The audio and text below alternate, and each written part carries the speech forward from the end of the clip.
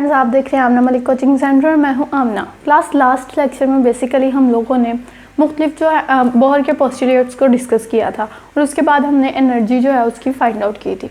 अब जो भी जितने भी हमने पैरामीटर्स निकाले थे, वेलोसिटी निकाली, एनर्जी निकाली, काइनेटिक एनर्जी निकाली, पोटेंशियल एनर्जी निकाली, क्लास वो सारे के सारे जो थे वो आर पे डिपेंडेंट थे।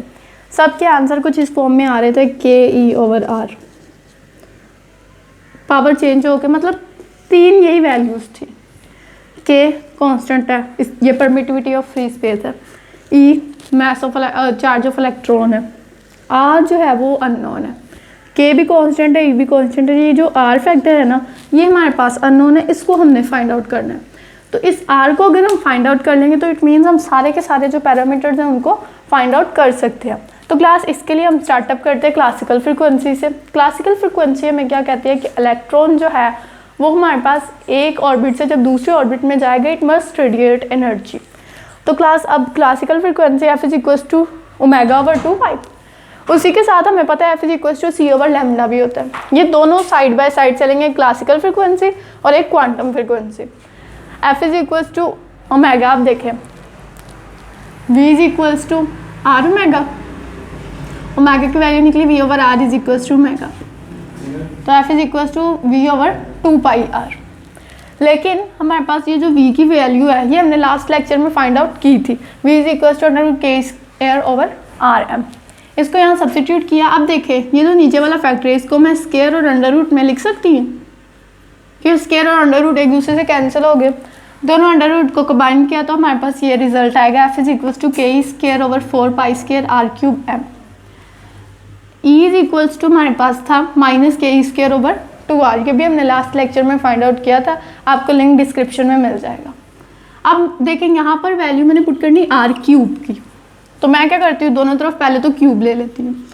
तो e³ is equals two cube की वजह से माइनस साइन माइनस ही रहेगा, k³ e⁻6/2 का क्यूब 8 r का क्यूब, फिर ये 8 इधर आ जा r³ इधर आ जाएगा और e³ इधर आ जाएगा। r³ is equal to -ke³ e6/8e³। f is equal to, अब इसको उठा के f में पुट कर देते हैं। पुट करने के बाद हमने सिंप्लीफिकेशन की तो -2a³ दिस मच क्वांटिटी। लेकिन e की वैल्यू तो ये थी -8c/n²। ये भी हमने लास्ट लेक्चर में फाइंड आउट की थी। इसको यहाँ सब्सटीट्यूट किया तो f की वैल्यू हमारे पास ये आ गई। अब जरा इसको थोड़ा गौर करें। 2 constant, h Planck constant, c speed of light constant, एक ही r रहने दे अभी, pi constant, mass of electron is constant, k permittivity of free space is constant, e constant, n की वैल्यू हम 1 पुट कर दें, 2 पुट कर दें तो मुख्तलिफ वैल्यूज आ जाएंगी। सिर्फ एक जो ये फाइंड करने वाली टर्म है वो ये तो रेडबर्ग कांस्टेंट है r क्या है, रेडबर्ग कांस्टेंट है। हमने सिर्फ और सिर्फ इस रेडबर्ग कांस्टेंट की वैल्यू फाइंड करनी है। जैसे ही हमारे पास रेडबर्ग कांस्टेंट की वैल्यू आई वैसे ही FCA क्लासिकल फ्रिक्वेंसी भी आ जाएगी। जब क्लासिकल फ्रिक्वेंसी आ जाएगी तो इससे रेडियस फाइंड आउट हो जाएगा। रेडियस फाइंड हुआ तो हमारे सारे के सारे पैरामीटर्स जो हैं वो हम फाइंड आउट कर सकते हैं। अब हम क्वांटम फ्रिक्वेंसी निकालते हैं। F is equal to c/λ। Lambda की value 1/λ is equals to r 1/p² -1/n²। यहाँ सब्सटीट्यूट किया तो f is equal to rc this much quantity. अब p क्या है हमारे पास, p बेसिकली है लोअर ऑर्बिट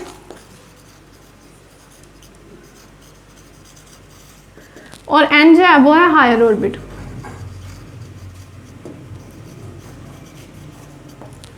अब देखें n हायर ऑर्बिट है तो n से एक पीछे जो होगी n-1, ये भी तो लोअर ऑर्बिट ही होगी ना। अगर n+1 होगी तो ये जो n होगा ये लोअर ऑर्बिट हो जाएगा। मतलब जो पीछे वाला होता है वही लोअर होता है ना, जो आगे वाला होता है वो तो हायर होता है।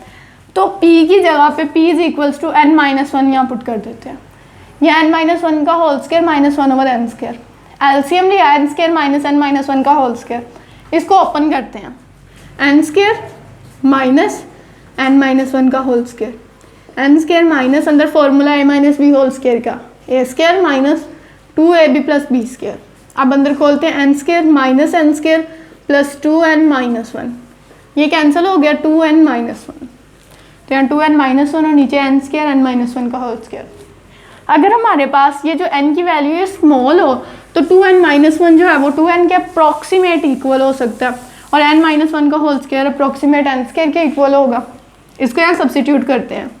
Then RC is equal, RC 2n-1 की जगह पे 2n, n-1 की जगह पे n स्क्वायर, एक n कैंसिल हो गया, 2RC/n³। अब क्रॉसपोंडेंस प्रिंसिपल हमें कहता है कि जो क्वांटम फिजिक्स है वो क्लासिकल फिजिक्स के इक्वल होती है, तो इट मीन्स कि जो क्वांटम फ्रिक्वेंसी होगी वो क्लासिकल फ्रिक्वेंसी के इक्वल होगी। दोनों को इक्वेट करते हैं और वैल्यू सब्सिट्यूट करके R की वैल्यू निकाल लेते हैं। R इज इक्वल टू 1.1 × 10⁻⁷ पर मीटर। अब ये R की वैल्यू जो है वो E में पुट किया तो E की वैल्यू आ गई। अब E की वैल्यू देखिए -13.6 electron volt over n square. Electron volt तो उसका यूनिट है ना, n स्क्वायर। अगर मैं n की जगह पे 1 लिखूंगी तो मेरे पास जो है वो ग्राउंड स्टेट आएगी। कौन सी स्टेट आएगी? Ground state. अगर मैं n की जगह पे 2 पुट करूंगी तो वो लोअर ऑर्बिट आते जाएंगे, मतलब n की जगह पे 1 पुट किया तो सबसे ग्राउंड स्टेट, उसके बाद उससे हायर, ये इस तरह से अप टू सो ऑन ये सिलसिला जो है वो चलता जाएगा। उसके बाद क्लास, अगर आपको क्लासिकल फ्रिक्वेंसी में और क्वांटम फ्रिक्वेंसी में कोई भी इशू आ तो you can ask me in comment section. Like, share and subscribe.